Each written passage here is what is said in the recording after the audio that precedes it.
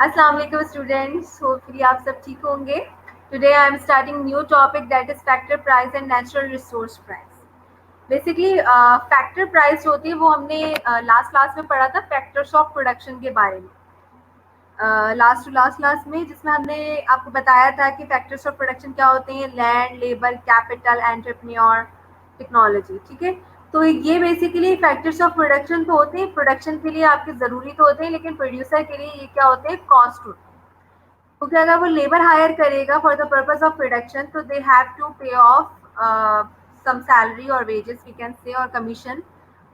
अगर वो कैपिटल लेगा तो उसकी भी पेमेंट होती है, दैट इज इंटरेस्ट पेमेंट। अगर वो लैंड लेगा तो उसकी भी पेमेंट है, rent.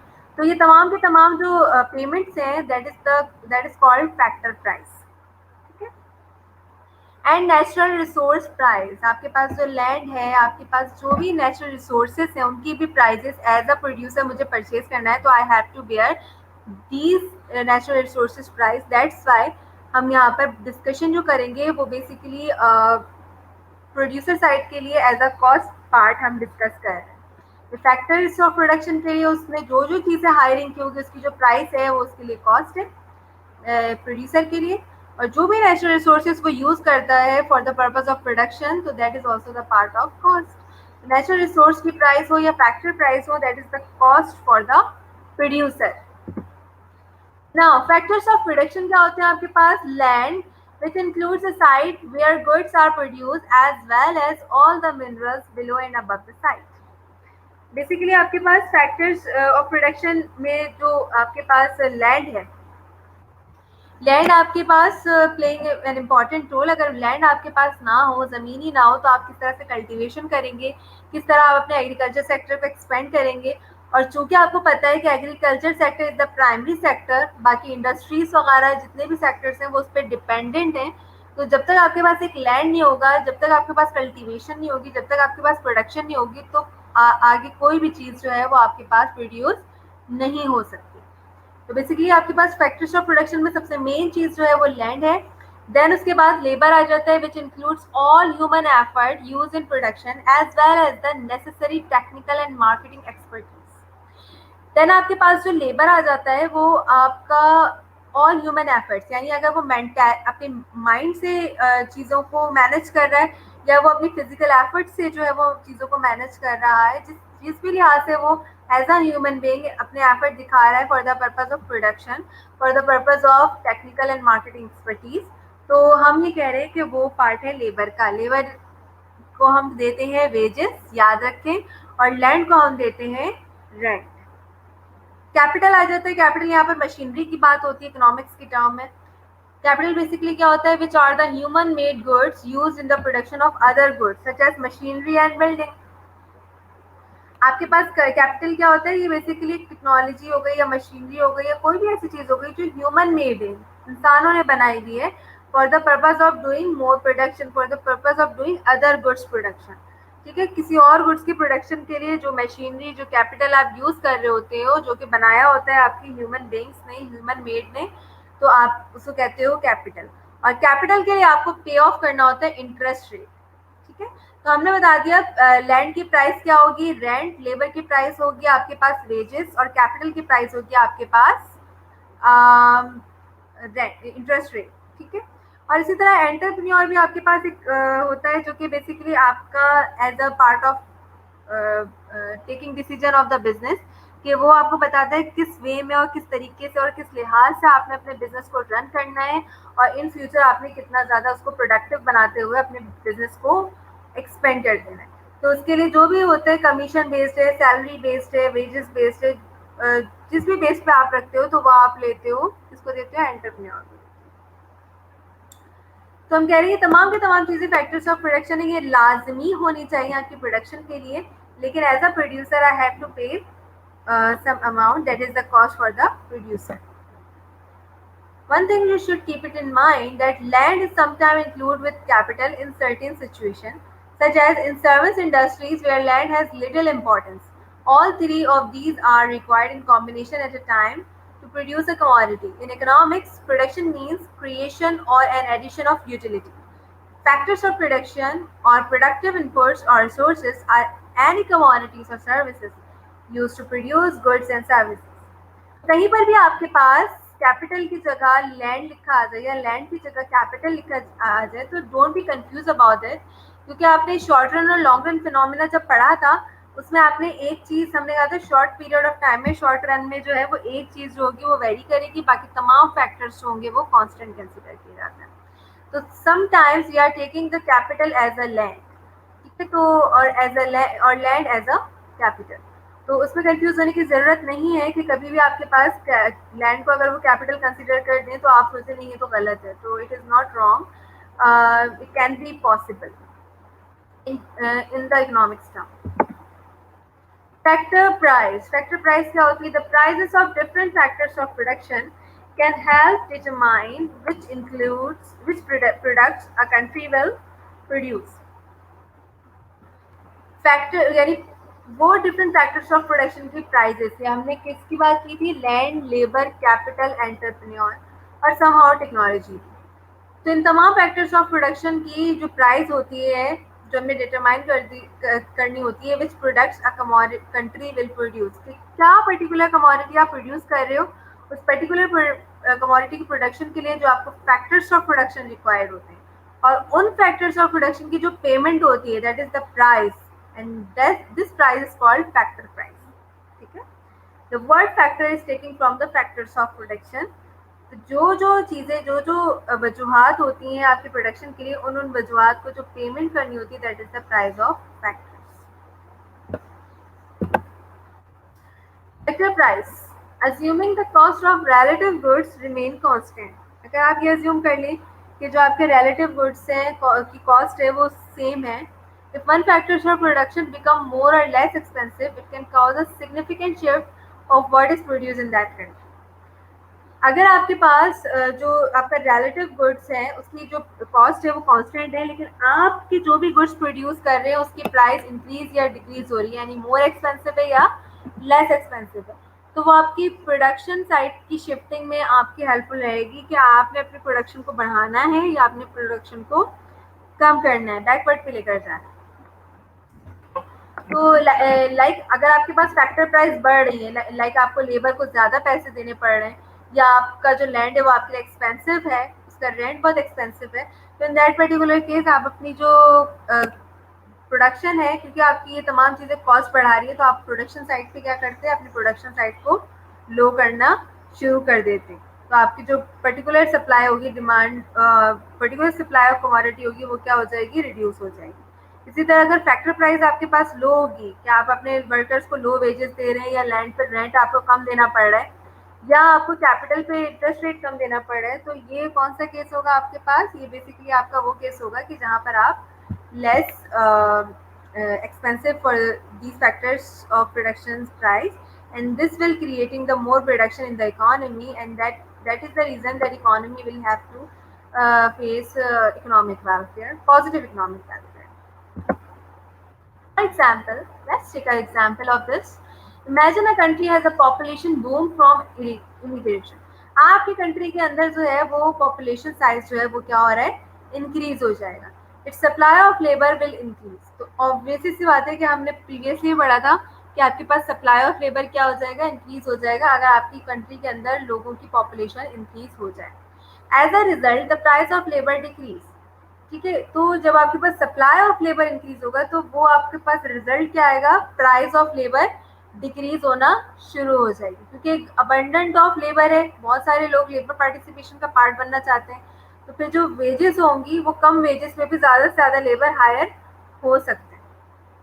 The country produce one good that is labour intensive, cloth, and one that is capital intensive, that is car. When the cost of labor decrease, the country will produce more cloth and less car. Obviously सी बात कि आपके पास दो countries हैं, ठीक है, एक labour intensive country और एक कैपिटल इंटेंसिव. लेबर इंटेंसिव की कंट्री कौन सी है, जो कि आपके पास जहाँ ज़्यादा से ज़्यादा लेबर के थ्रू आप प्रोडक्शन कर सकते हो, और कैपिटल इंटेंसिव कंट्री कौन सी होती है, जहाँ पर आप ज़्यादा से ज़्यादा कैपिटल के थ्रू प्रोडक्शन कर सकते हो. लेकिन अगर किसी कंट्री के अंदर लेबर की कॉस्ट डिक्रीज हो जाए, लेबर मेरे लिए चीप हो जाए, तो मैंने आपको लास्ट उसमें भी सेशन में बताया था कि लोग कैपिटल से फिर लेबर की तरफ मूव करते हैं. तो in that particular case production of labor intensive goods increase and production of capital intensive goods will have to be decrease. ठीक है, once the cost of labor decreases. This is not necessarily a one-to-one relationship where the production of one more shirt means one less car is produced. The only thing that can be predicted is an overall shift in the production level. और ये बिल्कुल compulsory नहीं है कि अगर आप अपना एक शर्ट जो है, एक टी शर्ट या शर्ट जो है वो आप प्रोडक्शन उसकी इंक्रीज कर रहे हो, तो इसका मतलब पूरी एक कार की प्रोडक्शन को डिक्रीज कर रहे हो। वन टू वन रिलेशनशिप जरूरी नहीं है, लेकिन चूंकि आपको ये पता है कि जो लेबर आपके लिए चीप है और कैपिटल आपके लिए एक्सपेंसिव है, तो लेबर में ज़्यादा हायर करके कम पैसों में ज़्यादा प्रोडक्शन करके ज़्यादा सप्लाई और ज़्यादा प्रॉफिट अर्न कर सकती हूँ।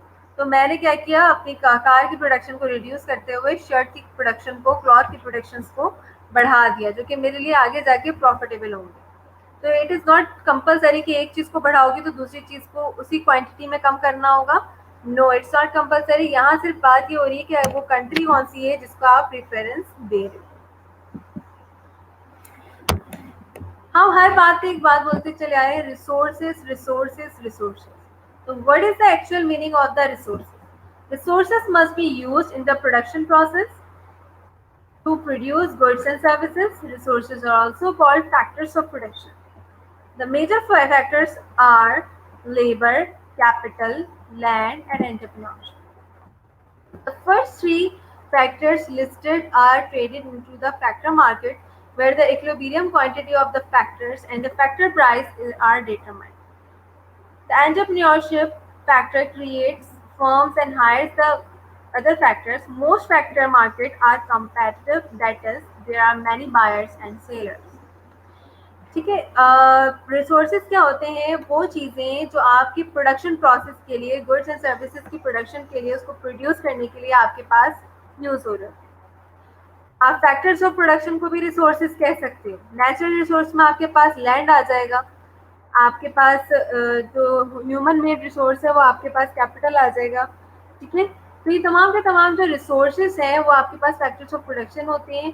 तो वो बेसिकली आपके पास रिसोर्सेज क्या क्यों यूटिलाइज हो रहे होते हैं? For the doing more production of goods और सर्विसेज और both.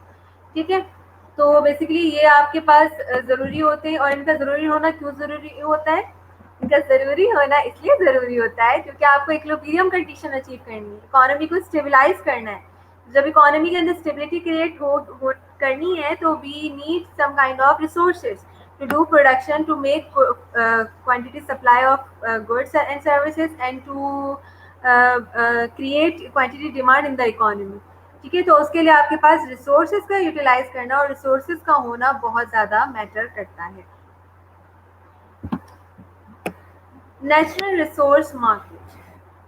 Basically, commodity markets are exchange that trade in primary rather than manufactured products.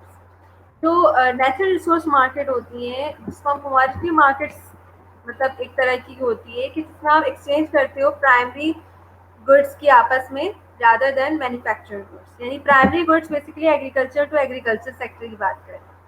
ठीक है, आपने क्या किया, प्राइमरी गुड्स की ही आपस के अंदर ट्रेडिंग कर दी और उसको मैन्युफैक्चर्ड प्रोडक्ट्स के लिए हम जब यूटिलाइज नहीं करते तो that is called commodity markets.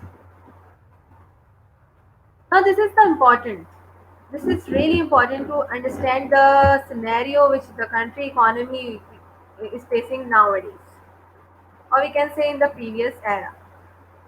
ठीक है, आपके पास होगा, यहाँ पर हमने लिया है रिसोर्स मार्केट। ठीक है, वो तमाम मार्केट्स जो कि आपके पास तमाम फैक्टर्स ऑफ प्रोडक्शन आपको प्रोवाइड करेगी, लैंड, लेबर, कैपिटल, जो भी आपको चाहिए। ये प्रोडक्ट मार्केट है, ये प्रोडक्शन हो रही है आपकी। ठीक है, यहाँ पर आपको प्रोडक्ट मिलेगी, सही, ये आप शॉप समझ लें। ये बिजनेस फैक्ट्री, यहाँ पर प्रोडक्शन हो रही है। ये इंडिविजुअल्स हाउस होल्ड है। ठीक है, ये हाउस होल्ड है। अब हो रहा क्या है कि हाउस होल्ड को पैसों की रिक्वायरमेंट है क्योंकि उसने खाने पीना करना है, तो वो जाएंगे रिसोर्स मार्केट के अंदर यानी फैक्टर्स ऑफ प्रोडक्शन मार्केट के अंदर कि ताकि वो लेबर पार्टिसिपेशन का पार्ट बन सके। रिसोर्स मार्केट ने क्या, रिसोर्स मार्केट ने ये तमाम के तमाम लेबर्स, कैपिटल, लैंड जो भी आपके पास है वो बिजनेस को प्रोवाइड करते हैं कि भैया आपको लैंड की ज़रूरत है, हाउस होल्ड अपना लैंड देने के लिए तैयार है, आपको लेबर की ज़रूरत है, हाउस होल्ड अपना लेबर देने के लिए तैयार है, आपको कैपिटल की ज़रूरत है, मशीनरी की ज़रूरत है, household is ready to give you machinery. Business ने क्या किया, बिजनेस ने प्रोडक्शन स्टार्ट की। प्रोडक्शन करने के बाद जो भी गुड्स या सर्विसेज या बोथ प्रोड्यूस हुए वो लेकर आए प्रोडक्ट मार्केट के अंदर, और ये प्रोडक्ट मार्केट्स के अंदर आपके पास इकोनॉमी के अंदर प्रिवेल हो चुका। अब क्या होगा, जब आपके पास ये सेलिंग उसकी स्टार्ट होगी, और सेल कौन कर रहा है, बिजनेसमैन कर रहा है, और परचेज कौन कर रहा है, इंडिविजुअल। इंडिविजुअल को परचेजिंग के लिए क्या जरूरी है, अमाउंट, पैसे, इनकम। उसके लिए वो क्या करेगा, जब उसने काम कर दिया, प्रोडक्शन कर दी, तो उसको वेजेस मिल गई बिजनेसमैन के पास से, तो वो रिसोर्स मार्केट के अंदर आए। रिसोर्स मार्केट वाले ने जो है वो हाउस होल्ड तक वो अमाउंट पहुंचाई। जब उसके पास वो अमाउंट आ गई, तो देन ही come to the product market and receiving goods and services। तो उसने क्या किया, गुड्स एंड सर्विसेज वहां से रिसीव कर लिया, और फिर इस तरह से जो है अगेन डिमांड आई कि प्रोडक्ट मार्केट के अंदर अब चीज़ें खत्म हो गई, हमें दोबारा रिक्वायरमेंट है। जब ये डिमांड बिजनेस की तरफ आई, तो बिजनेस दोबारा रिसोर्स मार्केट की तरफ गया कि हमें और लेबर्स की रिक्वायरमेंट है। रिसोर्स मार्केट ने हाउस होल्ड सेक्टर से कोऑर्डिनेट किया, यहाँ से उसको फैक्टर्स ऑफ प्रोडक्शन मिले, यहाँ रिसीव हुए, और यहाँ प्रोडक्शन फर्दर हुई, और यहाँ से प्रोडक्ट गए। ये तो आपके पास आ जाता है पूरा सिनेरियो कि किस तरह से हाउस होल्ड रिसोर्स मार्केट के अंदर कन्वर्ट हुआ, रिसोर्स मार्केट ने बिजनेसमैन को दिया, बिजनेस से प्रोडक्शन करके प्रोडक्ट मार्केट के अंदर लेकर आया, प्रोडक्ट मार्केट से गुड्स एंड सर्विसेज इंडिविजुअल के पास आई, उसने अगेन अपने जो भी पैसे थे वो उसको दे दिए, जो कि आ गए बिजनेस के पास, बिजनेस ने अगेन उसको लगाया अपने ऊपर, और वो फर्दर क्रिएट होता रहा। फिर इसके साथ साथ आप जो भी चीज़ परचेज कर प्रोड्यूस कर रहे हो, एज अ प्रोड्यूसर आपने टैक्सेस भी पेमेंट करनी है गवर्नमेंट को, दिस इज द गवर्नमेंट, ठीक है। और अगर गवर्नमेंट को लगता है कि इसको अपना एक्सपेंस मतलब अपनी प्रोडक्शन को, अपने फैक्ट्री को बढ़ाने की ज़रूरत है, अपनी इंडस्ट्री को बढ़ाने की ज़रूरत है, तो गवर्नमेंट ने इसको सब्सिडी भी प्रोवाइड कर दी।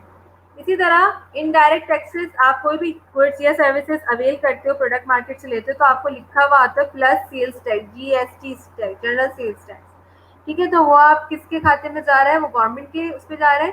और इसके अलावा गवर्नमेंट पेंशन हो गई, या फिर ब्रिज बनाना, या दूसरी अदर फैसिलिटीज जो हाउस होल्ड सेक्टर को प्रोवाइड कर रही है, तो वो एज अ ट्रांसफर ऑफ पेमेंट या पब्लिक गुड्स के थ्रू गवर्नमेंट इनको प्रोवाइड कर रही होती है।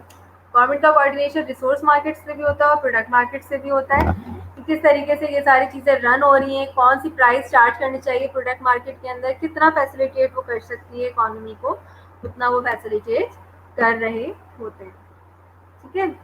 ये तमाम चीज़ें जो कि बहुत मैटर करती हैं इकोनॉमी के अंदर, तो ये हमने बता दिया कि ये just like a circular flow, कि आपके पास सबसे पहले हाउस होल्ड से रिसोर्स मार्केट के अंदर गए, रिसोर्स मार्केट से आप बिजनेस की तरफ गए, बिजनेस से प्रोडक्शन करने के बाद प्रोडक्ट मार्केट्स में सेल आउट किया, प्रोडक्ट मार्केट से लोग चीज़ें कैसे खरीदेंगे, जाहिर है आफ्टर लेबर डन है देयर प्रोडक्शन, तो they are receiving some amount that is their income, और वो इनकम जो है वो कहाँ जा रही है, हाउस होल्ड के पास जा रही है। जैसे ही उनको वो इनकम रिसीव होती है, वो जाते हैं प्रोडक्ट मार्केट के अंदर, और प्रोडक्ट से वहाँ से चीज़ें परचेज करते हैं। तो जो परचेजिंग वो करते हैं, अमाउंट जो देते हैं, वो अमाउंट अगेन बिजनेस के पास चला जाता है। अब गवर्नमेंट पे रिलाय है कि गवर्नमेंट उससे उस बिजनेस से ज़्यादा टैक्सेस ले रही है, या उसको इंसेंटिव यानी सब्सिडी प्रोवाइड कर रही है, और हाउस होल्ड से वो ज़्यादा टैक्सेस ले रही है, या उनको ज़्यादा से ज़्यादा ट्रांसफर पेमेंट्स प्रोवाइड कर रही है। I think that's all for today. You have completed your topics, all topics which we have to cover in our syllabus, or in our, we can say, I think that's all for today. और ये तमाम की तमाम चीज़ें जो आपके syllabus का part थी, जो भी चीज़ें थी, वो आपकी यहाँ पर कंप्लीट हो चुकी हैं इंशाल्लाह ताला। कोई भी आपको इश्यूज नहीं होंगे, लेकिन अगर कोई भी इशू हो इस टॉपिक से रिलेटेड, इस सब्जेक्ट से रिलेटेड, तो you have my contact numbers, you have my email address, you can ask me freely. और आपका जो 16 लेक्चर्स जो थे वो अल्हम्दुलिल्लाह कंप्लीट हो चुके हैं। I have covered all the topics, तमाम टॉपिक्स भी आपके पास कवर्ड हो चुके हैं अगर आप सिलेबस में अपनी देखेंगे।